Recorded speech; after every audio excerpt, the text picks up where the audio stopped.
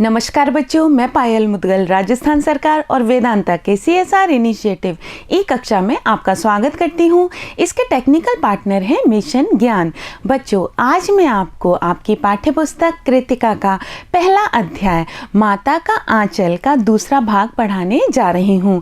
बच्चों, आप इस पाठ का पहला भाग पढ़ चुके हैं जिसमें आपने पढ़ा है कि किस प्रकार से लेखक शिव पूजन सहाय के पिताजी से उन्हें विशेष प्रेम था। बचपन में जब वे बहुत छोटे थे तभी से उनके पिताजी उन्हें अपने साथ ही उठाते थे, अपने साथ ही सुलाते थे, अपने साथ ही भोजन कराते थे। यहाँ तक कि जब बच्चे खेलते थे तो उन खेलों में भी इनके पिताजी इनके साथ सम्मिलित होते थे। अपने बचपन के विषय में लेखक ने बहुत ही सुंदर, बहुत ही सजीव चित्रण किया है। ऐसा लगता है जैसे कि वे दृश्य हमारी आंखों के समक्ष आ जाते हों। तो चलिए बच्चों, आज मैं आपको इस पाठ का दूसरा भाग पढ़ाना शुरू कर रही हूँ। चलिए देखते हैं। कनस्तर का तंबूरा बजता। तो बच्चों, जब ये बच्चे सब मिलकर के खेला करते थे, गांव के बच्चे, तो उस समय खिलौने तो बच्चों के पास हुआ नहीं करते थे। तो ये अपने आसपास जो उपलब्ध सामग्री होती थी उसी सामग्री से अपने लिए खिलौनों का इंतजाम किया करते थे। तो कनस्तर यानी कि डब्बे का तंबूरा बजता। तंबूरा यानी बाजा बजता। अमोले को घिसकर, अमोले का अर्थ होता है बच्चों आम का उगता हुआ पौधा। छोटा सा जो आम का पौधा होता है उसे अमोले बोलते हैं। तो अमोले को घिसकर शहनाई बजाई जाती, टूटी चूहेदानी की पालकी बनती, हम समधी बनकर बकरे पर चढ़ लेते। तो बचपन में ये गुड्डे गुड़िया का ब्याह भी रचाया करते थे, शादी किया करते थे, बारात लेकर के जाया करते थे। तो उसमें भी ये बाजे बजाया करते थे और तंबूरे बजाया करते थे और इस तरह से ब्याह रचाया जाता था। हम समधी बनकर बकरे पर चढ़ लेते और चबूतरे के एक कोने से चलकर बारात दूसरे कोने में जाकर दरवाजे लगती थी। तो चबूतरे के एक कोने से दूसरे कोने तक बारात जाया करती थी।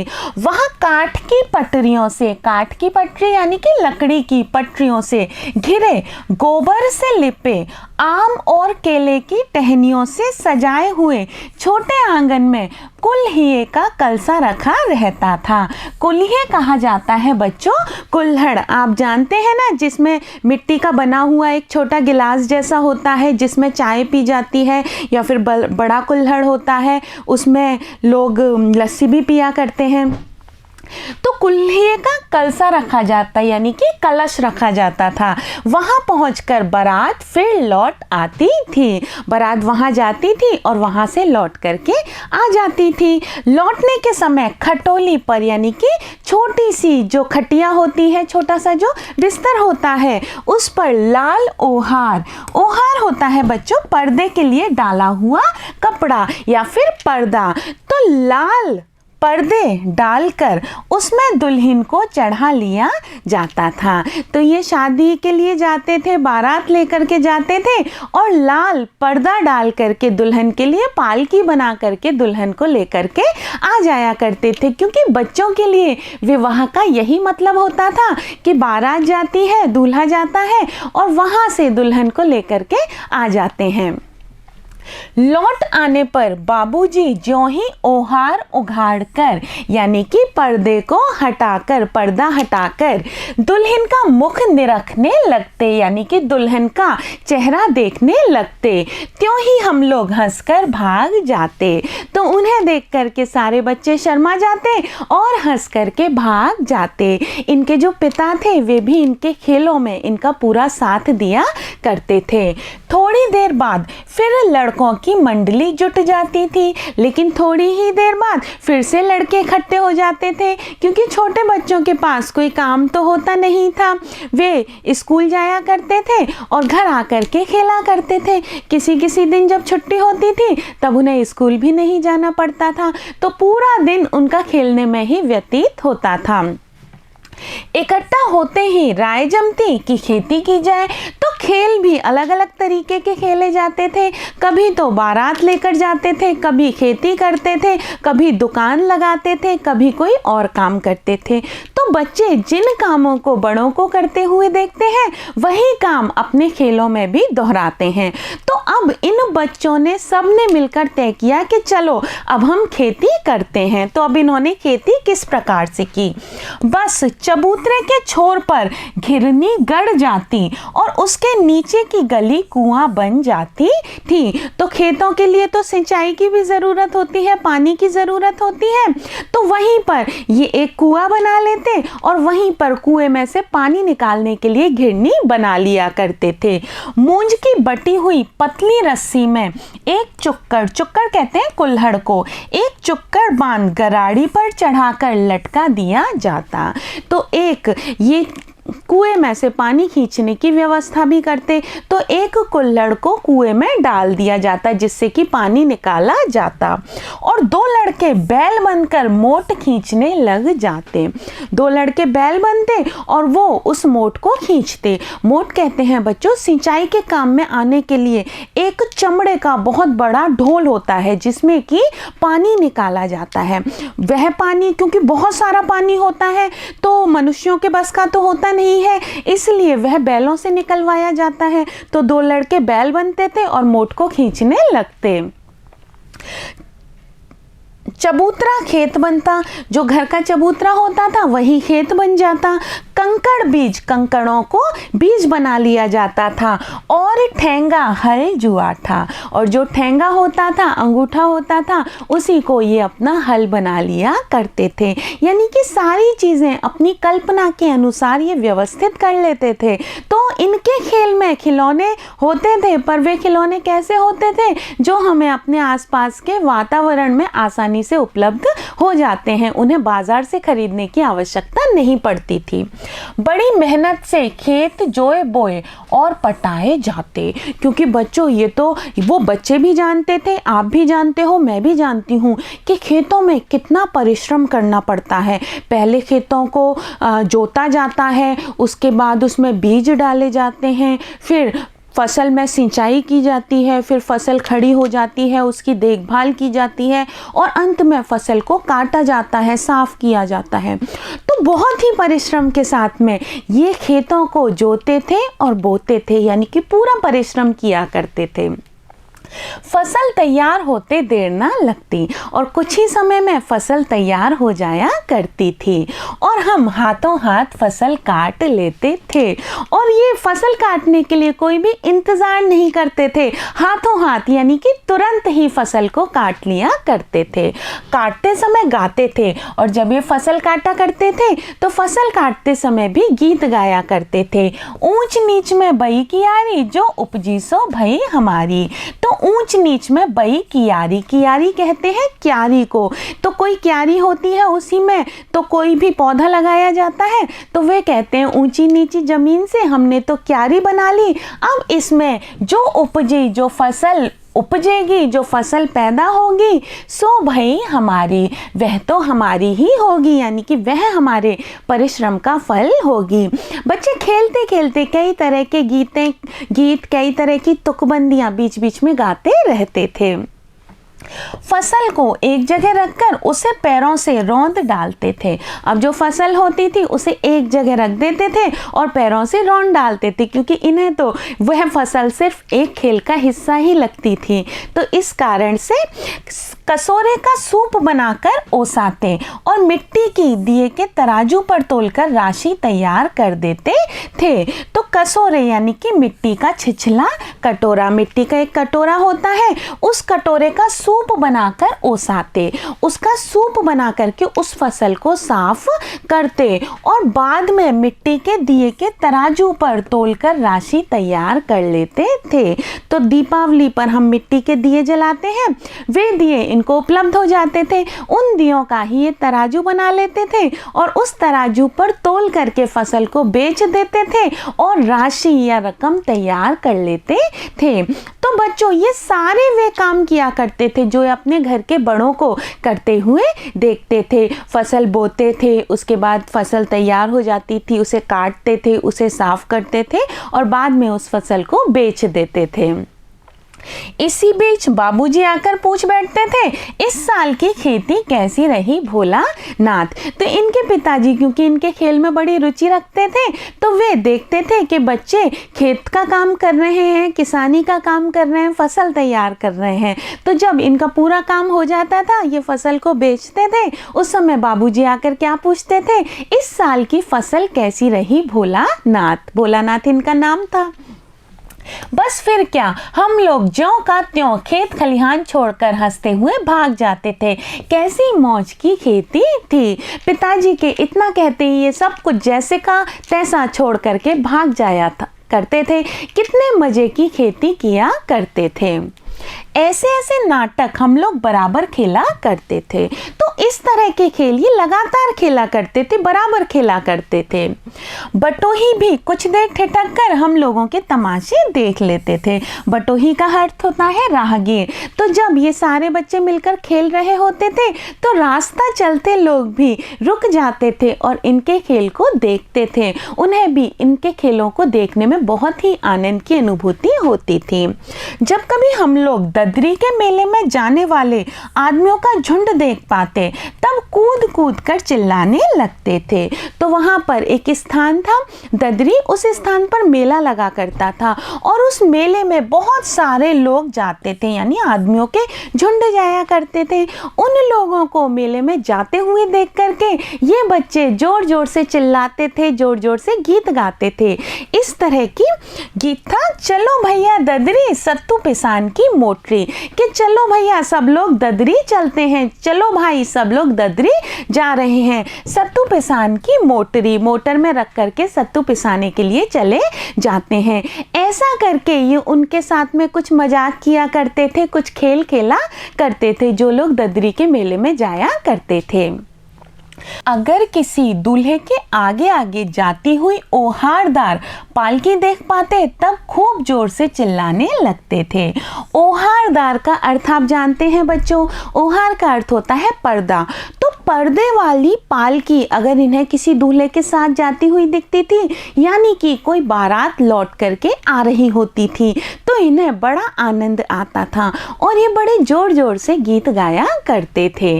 वह गीत था, रहरी में रहरी पुरान रहरी, डोला के कन्या हमार महरी। तो रहरी का अर्थ होता है बच्चों अरहर। अरहर एक प्रकार की दाल होती है। तो अरहर में अरहर, पुरानी अरहर, कि अरहर तो इतनी पुरानी है, लेकिन डोला के कन्या, डोला का अर्थ होता है पालकी और कन्या यानी अंदर, कि पालकी के अंदर हमार मेहरी, मेहरी यानी स्त्री, हमारी दुल्हन है। तो ये बच्चे जोर जोर से क्या चिल्लाते थे कि इस डोली में, इस पालकी में तो हमारी दुल्हन जा रही है। ये छोटे छोटे बच्चे थे और मजाक में इस तरह के गीत गाया करते थे। लेकिन कई बार ऐसा होता था कि यही मजाक इनके ऊपर भारी पड़ जाता था। कोई कोई लोग इस मजाक से चिढ़ भी जाया करते थे। इसी पर एक बार बूढ़े वर ने, यानी कि एक दूल्हा जो कि बूढ़ा था, उसने हम लोगों को बड़ी दूर तक खदेड़ कर, यानी कि भगा कर ढेलों से मारा था, पत्थरों से मारा था, क्योंकि उसे ऐसा लगा था कि उसके ऊपर ये बच्चे व्यंग कर रहे हैं, उसका मजाक बना रहे हैं, क्योंकि वह बूढ़ा था। उस खसूट खब्बीस, यानी कि बहुत ही बुरी शक्ल के, बहुत ही खसूट, बहुत ही बुरे उस शक्ल वाले दूल्हे की सूरत आज तक हमें याद है कि इतना बुरा, इतना बदसूरत वह दूल्हा था। ना जाने किस ससुर ने वैसा जवाई ढूंढ निकाला था। ये सोचते हैं कि पता नहीं ऐसा कौन पिता था जिसने अपनी बेटी की शादी इतनी बुरी शक्ल के, इतने बूढ़े आदमी से कर दी थी। वैसा घोड़मुहा यानी घोड़े जैसे मुंह वाला आदमी हमने कभी नहीं देखा। तो कभी भी आज तक वैसा घोड़े जैसे मुंह वाला व्यक्ति हमने नहीं देखा। आम की फसल में कभी कभी खूब आंधी आती है। जिस समय आम की फसल होती है, यानी कि पेड़ों पर आम लगे हुए होते हैं, तो वो मौसम गर्मी का होता है और गर्मियों में आपको पता है कई बार बहुत तेज आंधी चलती है। अब जब आंधी चलती है तो पेड़ पे लगे हुए आम नीचे गिर जाते हैं। तो आंधी के कुछ दूर निकल जाने पर हम लोग बाग की ओर दौड़ पड़ते थे, क्योंकि जो आम अपने आप टूट जाते थे उन्हें तो ये उठाकर अपने साथ ले सकते थे, खा सकते थे। वहां चुन चुन कर धुले धुले गोपी आम चावते थे। वहां पर बहुत सारे आम पड़े रहते थे। उन आमों को देख करके उनमें से चुन चुन कर छांट छांट कर अच्छे अच्छे आम ये खाया करते थे। एक दिन की बात है, आंधी आई और पट पड़ गई। आकाश काले बादलों से ढक गया। तो आंधी आई थी और वर्षा होने लग गई थी। मेघ गरजने लगे, बिजली कौंधने और ठंडी हवा सनसनाने लगी। आसमान में बिजली चमकने लगी और ठंडी हवा सनसनाने लगी। पेड़ झूमने और जमीन चूमने लगे। हम लोग चिल्ला उठे। तो इतना अच्छा मौसम हो गया कि इन बच्चों को तो क्या होता था, जैसे ही ऐसा कुछ परिवर्तन होता था वैसे ही ये गीत गाने लग जाते थे। एक पैसा की लाई बाजार में छितराई, बरखा उधरे बिलाई। यानी कि एक पैसे की लाई, लाई चावल के समान होता है, बाजार में छितराई, उसे हमने बाजार में फैला दिया, छितरा दिया, बरखा उधरे बलाई। और उसके बाद वर्षा आ गई, लेकिन वो रुकी नहीं। लेकिन बरखा ना रुकी, लेकिन हमारे इतना गाने पर कि वर्षा रुक जाए, वर्षा नहीं रुकी। और भी मूसलाधार पानी होने लगा। मूसलाधार यानी कि लगातार वर्षा होती रही। कई बार होता है ना, लगातार कई कई घंटे तक, कई कई दिनों तक वर्षा होती रहती है। तो ऐसी ही मूसलाधार लगातार वर्षा होने लगी। हम लोग पेड़ों की जड़ से धड़ से सट गए। ये लोग पेड़ों की जड़ों से सट गए, क्योंकि अगर पेड़ों से सटते नहीं तो वर्षा में भीग जाते। जैसे कुत्ते के कान में अठई चिपक जाती है, जिस तरह से कुत्ते के कान में एक कीड़ा चिपक जाता है। अठई होती है कुत्ते के शरीर में चिपके रहने वाले छोटे कीड़े। तो जिस तरह से कुत्ते के शरीर से, कान से कीड़ा चिपक जाता है, उसी तरह ये बच्चे भी बड़े बड़े पेड़ों की जड़ों से चिपक करके बैठ गए। मगर बरखा जमी नहीं, थम गई। लेकिन उसके बाद वर्षा होती नहीं रही लगातार, बल्कि वहीं पर जम गई, वहीं पर रुक गई। बरखा बंद होते ही बाग में बहुत से बिच्छू नजर आए। अब वर्षा तो बंद हो गई, और क्या होता है, ये जो छोटे छोटे जीव होते हैं ना, यह अपने बिलों से, अपने रहने वाली जगह से निकल करके आ जाते हैं, क्योंकि इनका जो घर होता है उसमें पानी भर जाता है, इसलिए ये निकल करके सूखी जगह पर जाना चाहते हैं। हम लोग डरकर भाग चले। हम लोगों में बैजू बड़ा ढीठ था, यानी कि वो बड़ा शैतान था, बड़ा जिद्दी था। संयोग की बात, बीच में मूसन तिवारी मिल गए। अब यह संयोग ही था कि बीच में मूसन तिवारी नाम के एक व्यक्ति मिल गए। बेचारे बूढ़े आदमी को सूझता कम था। सूझता कम था यानी कि दिखाई कम देता था, बुजुर्ग थे। बैजू उनको चढ़ाकर बोला। बैजू ने उनको देखा और उनको चढ़ाकर क्या बोला, बुढ़वा बेईमान मांगे करेला का चोखा। बुढ़वा यानी कि बूढ़ा, बेईमान बहुत ही बेईमान है, इसको तो मांगे करेला का चोखा। चोखा एक प्रकार का भरता होता है कि यह तो इतना शौकीन है, इतना बेईमान है कि इसे तो करेले का भरता चाहिए। तो यह सुन करके हम लोगों ने भी बैजू के सुर में सुर मिलाकर यही चिल्लाना शुरू किया। बच्चों की तो आदत होती है, एक बच्चा कुछ बोलता है उसके साथ बाकी बच्चे भी चिल्लाने लग जाते हैं। वह बेचारा बूढ़ा व्यक्ति था और उसका ही मजाक बनाने लग गए। मूसन तिवारी ने बेतहाशा खदेड़ा। अब जो मूसन तिवारी थे वो इनके पीछे दौड़े और इनको भगाया। हम लोग तो बस अपने अपने घर की ओर आंधी हो चले। ये तो आंधी की तरह यानी कि बहुत ही तेजी से अपने अपने घर की तरफ दौड़ गए। जब हम लोग ना मिल सके तब तिवारी जी सीधे पाठशाला में चले गए। अब तिवारी जी उनको पकड़ तो नहीं पाते थे। क्यों नहीं पकड़ पाते थे? वो बच्चे थे, वे बेचारे बूढ़े थे, लेकिन अब उन्हें गुस्सा इतना इतना तेज आया कि वो इनकी पाठशाला पहुंच गए, इनके स्कूल पहुंच गए। वहां से हमको और बैजू को पकड़ लाने के लिए 4 लड़के गिरफ्तारी वारंट लेकर छूटे। अब स्कूल में जाकर जब उन्होंने शिकायत की और इन बच्चों का नाम बताया तो स्कूल से 4 बच्चों को भेजा गया कि इन बच्चों को स्कूल में पकड़ करके लाया जाए, यानी कि गिरफ्तारी वारंट इनका जारी हो गया। इधर जो ही हम लोग घर पहुंचे त्यों ही गुरुजी के सिपाही हम लोगों पर टूट पड़े। ये तो घर पहुंचे और वहां पर गुरुजी के सिपाही पहले से मौजूद थे जो कि इन्हें पकड़ करके लाना चाहते थे। बैजू तो 9-2-11 हो गया। 9-2-11 हो गया बच्चों, एक मुहावरा होता है जिसका अर्थ होता है गायब हो जाना या भाग जाना।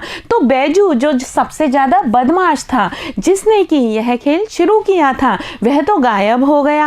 हम पकड़े गए, ये बेचारे सीधे साधे थे, ये पकड़ में आ गए। फिर तो गुरुजी ने हमारी खूब खबर ली, फिर तो इनको बहुत जोर की डांट गुरुजी से पड़ी। बाबूजी ने यह हाल सुना। अब यह बात बाबूजी को पता चली और वे बहुत ही घबरा गए। वह दौड़े हुए पाठशाला में आए, गोद में उठाकर हमें पुचकारने और फुसलाने लगे। उनके अंदर कितना स्नेह था कि बच्चे को रोता हुआ देखकर, डरा हुआ देख करके झट से गोद में ले लिया और उसको प्यार करने लगे। पर हम दुलारने से चुप होने वाले लड़के नहीं थे, लेकिन यह तो इतने लाड़ पर चढ़े हुए थे, इतने प्यार में पले हुए थे कि उनके दुलारने से भी इनका रोना नहीं थमा। रोते रोते उनका कंधा आंसुओं से तर कर दिया, यानी कि उनका जो कंधा था वह पूरा रोते रोते भिगो दिया। वह गुरुजी की चिरौरी करके, चिरौरी का अर्थ होता है विनती, तो उन्होंने गुरुजी की विनती की और हमें घर ले चले और हमें अपने साथ घर ले करके आ गए। रास्ते में फिर हमारे साथी लड़कों का झुंड मिला। अब जब ये गुरुजी से इन्हें छुट्टी दिला करके घर की तरफ जा रहे थे तो देखा रास्ते में इनके साथ के लड़कों का एक समूह खेल खेल रहा था, एक समूह मिल गया। वे जोर से नाचते और गाते थे, वे सारे मिलकर के जोर से नाच गा रहे थे। माई पकाई गरर गरर पुआ, हमारी माँ ने गरर गरर पुए पकाए। पुए जब तेल में डाले जाते हैं तो उनमें से कैसी आवाज निकलती है? गरर गरर की आवाज निकलती है। तो माई पकाई गरर गरर पुआ, हम खाई पुआ ना खेलब जुआ, हम तो पुए खाएंगे और जुआ नहीं खेलेंगे। तो इस तरह की तुकबंदियां इनके वो दोस्त कर रहे थे, मिल करके एक साथ चिल्ला चिल्ला कर गीत गा रहे थे। अब देखिए क्या हुआ। फिर क्या था, हमारा रोना धोना भूल गया। कहाँ तो ये स्कूल से रोते रोते पिताजी के साथ आ रहे थे, फूट फूट कर रो रहे थे, लेकिन जब दोस्तों को खेलते हुए देखा तो रोना धोना सब भूल बैठे। हम हट करके बाबूजी की गोद से उतर पड़े, जिद की और बाबूजी की गोद से उतर गए और लड़कों की मंडली में मिलकर लगे वही तान सुर अलापने और अपने दोस्तों के साथ वही गीत जोर जोर से गाने लगे। तब तक सब लड़के सामने वाले मकई के खेत में दौड़ पड़े। लड़के एक सा खेल खेला करते थे, गीत उन्होंने गा लिया, तुकबंदियां उन्होंने कर ली। अब वो मक्के के खेत में पहुंच गए। उसमें चिड़ियों का झुंड चर रहा था, तो चिड़ियां तो चरती ही हैं खेतों में, तो वे दौड़ दौड़ कर उन्हें पकड़ने लगे, पर एक भी हाथ ना आई। हम खेत से अलग ही खड़े होकर गा रहे थे। अब चिड़ियाँ क्या बच्चों की पकड़ में आ सकती हैं? बच्चों ने तो कोशिश की पर वो पकड़ में नहीं आई। तो ये गा रहे थे, राम जी की चिड़ई राम जी का खेत, खा लो चिड़ई भर भर पेट। यह कहावत तो बच्चों आपने भी सुनी होगी, राम जी की चिड़िया राम जी का खेत, खा लो चिड़िया भर भर पेट। कि चिड़िया भी तो ईश्वर ने ही बनाई है और खेत भी ईश्वर का ही है, इसलिए चिड़ियाँ यहाँ पर जितना चाहें उतना दाना खा सकती हैं, वे भरपेट खा सकती हैं। हमसे कुछ दूर बाबूजी और हमारे गांव के कई आदमी खड़े होकर तमाशा देख रहे थे। इनसे कुछ दूरी पर बाबूजी खड़े हुए थे और गांव के कुछ लोग भी खड़े हुए थे और इन बच्चों के खेलों को देख रहे थे और यही कहकर हंसते थे कि चिड़िया की जान जाए लड़कों का खिलौना।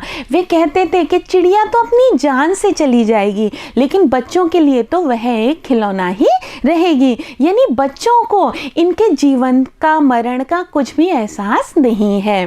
सचमुच लड़के और बंदर पराई पीड़ नहीं समझते। सचमुच यानी वास्तव में लड़के, छोटी उम्र के लड़के और बंदर पराई यानी दूसरे की पीड़ का अर्थ होता है पीड़ा या दुख, नहीं समझते। वे किसी का भी नुकसान करने को तैयार रहते हैं। उन्हें किसी के भी दुख दर्द से कोई फर्क नहीं पड़ता। एक टीले पर जाकर हम लोग चूहों के बिल से पानी उलीचने लगे। अब ये लोग एक टीले पर चले गए और वहां पर चूहे के जो बिल थे उन बिलों में से पानी निकालने लगे। नीचे से ऊपर पानी फेंकना था। हम सब थक गए तो पानी को नीचे से ऊपर फेंकना था और यह करने में ये सब थक गए। तब तक गणेश जी के चूहे की रक्षा के लिए शिव जी का सांप निकल आया। अब क्योंकि गणेश जी के चूहे की रक्षा करनी थी इसलिए एक बिल में से वहां से सांप निकल आया। रोते चिल्लाते हम लोग बेतहाशा भाग चले। अब सांप देखते ही इन बच्चों की सिट्टी पिट्टी गुम हो गई। रोते चीखते चिल्लाते वहां से बेतहाशा यानी कि जल्दबाजी में ये भाग निकले। कोई औंधा गिरा, औंधा यानी उल्टा। अब भागते हुए इन्हें कुछ भी दिखाई नहीं दे रहा था। कोई तो दौड़ते दौड़ते उल्टा गिर पड़ा, कोई अटाचिंत और कोई बिल्कुल सीधा गिरा। किसी का सिर फूटा, किसी के दांत टूटे। क्योंकि इतनी तेजी से भागे तो इनके सबके चोट लगी। किसी के सिर में फूटा और किसी के दांत टूट गए। सभी गिरते पड़ते भागे। हमारी सारी देह लहू लुहान हो गई यानी कि पूरा जो इनका शरीर था वह खून से नहा गया। यानी पूरे शरीर में बहुत ज़्यादा चोटें लग गईं। पैरों के तलवे कांटों से छलनी हो गए। पैरों के जो तलवे थे उसमें इतने ज़्यादा कांटे लगे कि वे कांटों से छलनी हो गए। बहुत ज़्यादा कांटों से इनके चोटें लग गईं। हम एक सुर से दौड़े हुए आए और घर में घुस गए। इन्होंने तो कुछ भी ना सोचा ना समझा, केवल एक सुर में एक बार में घर की तरफ दौड़ पड़े और घर में जाकर ही रुके। उस समय बाबूजी बैठक के ओसारे में बैठकर हुक्का गुड़गुड़ा रहे थे। उस समय जो बाबूजी थे वो बैठक के ओसारे में यानी कि बैठक के आगे जो एक छोटा सा ओसारा होता है, एक छोटा सा आंगन होता है, उसमें बैठे हुए थे और हुक्का पी रहे थे। उन्होंने हमें बहुत पुकारा पर उनकी अनसुनी करके हम दौड़ते हुए मैया के पास ही चले गए। ये इतना तेजी से दौड़ते हुए आए थे कि पिताजी भी चिंतित हो गए कि भाई बच्चे को क्या हुआ, इतना बेतहाशा दौड़ता हुआ क्यों आ रहा है। तो पिताजी ने इन्हें रोकने का बहुत प्रयास किया कि ये उनके पास आ जाते, उनकी गोद में चले जाते, लेकिन ये सीधे दौड़ते हुए अपनी माँ के पास में पहुंचे। जाकर उसी की गोद में शरण ली यानी कि माँ की गोद में जाकर के इन्होंने शरण ली। मैया चावल अमनिया रही थी। अमनिया का अर्थ होता है साफ करना। तो इनकी माँ बैठी हुई चावलों को साफ कर रही थी। हम उसी के आंचल में छिप गए और ये अपनी माँ के आंचल में जाकर के छिप गए। इतने ज़्यादा डर गए थे, इतने ज़्यादा कांप रहे थे कि सीधे माँ की गोदी में जाकर के छुप गए। हमें डर से कांपते देखकर वह जोर से रो पड़ी। उन्होंने कभी भी अपने बच्चे को इतना डरा हुआ, इतना घबराया हुआ नहीं देखा था। तो जब उन्होंने देखा उनका बच्चा डर में कांप रहा है, बहुत ज़्यादा लहूलुहान हो रहा है, उसके चोटें लगी हुई हैं, तो वो हालत देख करके वो रोने लग गई और सब काम छोड़ बैठी। अधीर होकर यानी व्याकुल होकर हमारे भय का कारण पूछने लगी। बार बार बच्चे से पूछने लगी, इतना क्यों डर गया है, भय का कारण क्या है। कभी हमें अंग भरकर दबाती और कभी हमारे अंगों को अपने आंचल से पोंछकर हमें चूम लेती। वो बार बार इन्हें छाती से लगा रही थी, इनको अपनी गोद में समेट रही थी, बार बार इन्हें चूम रही थी। बड़े संकट में पड़ गई। वो बहुत परेशान हो रही थी कि बच्चे को आखिर हुआ क्या। जो बच्चा हमेशा हंसता खेलता रहता था आज इतना भयभीत कैसे हो गया। झटपट हल्दी पीसकर हमारे घावों पर थोपी गई। शरीर में घाव हो रहे थे तो हल्दी को पीस करके उन घावों पर लगाया गया। घर में कोहराम मच गया। घर में सारे लोग परेशान हो गए। घर में बहुत ज़्यादा कोहराम मच गया। हम केवल धीमे सुर से सा कहते हुए मैया के आंचल में लुके चले जाते थे। इनके मुंह से केवल एक शब्द निकल रहा था, सांप, वो भी है पूरा नहीं बोल पा रहे थे और माँ की गोदी में छिपे चले जा रहे थे। सारा शरीर थर थर काँप रहा था। थर थर काँपना यानी कि बहुत ज़्यादा भयभीत हो जाना, डर जाना। रोंगटे खड़े हो गए थे। शरीर के हमारे जो रोए थे वे भी डर के कारण खड़े हो गए थे। हम आंखें खोलना चाहते थे पर वे खुलती ना थीं। हमारे कांपते हुए ओठों को मैया बार बार निहार कर रोती और बड़े लाड से हमें गले लगा लेती थीं। इनके होठ कांप रहे थे। उन कांपते हुए होठों को मैया देख रही थीं और बार बार इन्हें अपनी छाती से लगा रही थीं। इनको बार बार सांत्वना दे रही थीं कि तुम मेरे पास हो, जब तक मेरे पास हो तुम्हारा कोई भी कुछ भी नहीं बिगाड़ सकता। इसी समय बाबूजी दौड़े आए। बाबूजी को भी लगा कि बच्चे को क्या हुआ है। वे दौड़े आए, आकर झट हमें मैया की गोद से अपनी गोद में लेने लगे और झट से बच्चे को माँ की गोद से अपनी गोद में लेने लगे, क्योंकि बाबूजी ही तो इन्हें पूरे दिन अपने साथ रखते थे, अपने साथ सुलाते थे, अपने साथ उठाते थे, नहलाते थे, खाना खिलाते थे, प्यार करते थे, खेलों में भी साथ होते थे। तो उन्होंने इनको अपनी माँ की गोद से लेकर के अपनी गोद में लेना चाहा, क्योंकि उन्हें लग रहा था कि माँ की गोद से उनकी गोद में आकर के बच्चा ज़्यादा आश्वस्त हो जाएगा, ज़्यादा सुरक्षित महसूस करेगा। इसलिए पिताजी ने इन्हें माँ की गोद से अपनी गोद में लेने का प्रयास किया। पर हमने मैया के आंचल की प्रेम और शांति के चंदोवे की छाया ना छोड़ी, लेकिन इन्होंने अपनी माँ की गोदी की जो शांति की और प्रेम के चंदोवे की जो छाया थी वह छाया नहीं छोड़ी। चंदोवा होता है बच्चों शादी विवाह में, आपने देखा है ना, धूप से बचने के लिए एक पर्दा लगाया जाता है, एक कपड़ा लगाया जाता है, शामियाना जिसे बोलते हैं, वही चंदोवा होता है। तो लेखक ने अपनी माँ की गोद का प्रेम और शांति को नहीं छोड़ा, उन्हीं के साथ रहा। बच्चों, हमने यह पाठ पूरा पढ़ लिया है। बहुत ही सुंदर पाठ था, बहुत ही भावुक कर देना वाला पाठ था। इस पाठ में हमने देखा कि किस तरह से बच्चे के लिए माँ का और पिता का दोनों का ही प्रेम बहुत ज़रूरी होता है। दोनों ही बहुत ही प्यार से उसे पालते पोसते हैं, लेकिन फिर भी छोटे बच्चे पर जब संकट आता है तो वह अपनी माँ के आंचल में ही जाकर शरण लेता है। जिस तरह से कि लेखक ने अपने बचपन में जब भी उसके ऊपर संकट आया उसने अपनी माँ की गोद में जाकर ही शरण ली। बच्चों, यह पाठ आपको कैसा लगा ज़रूर बताइएगा। बच्चों, अब हम अगली कक्षा में मिलेंगे और मैं आपको इस पाठ के प्रश्नोत्तर कराऊंगी। तब तक के लिए बच्चों आप मुझे आज्ञा दीजिए। नमस्कार।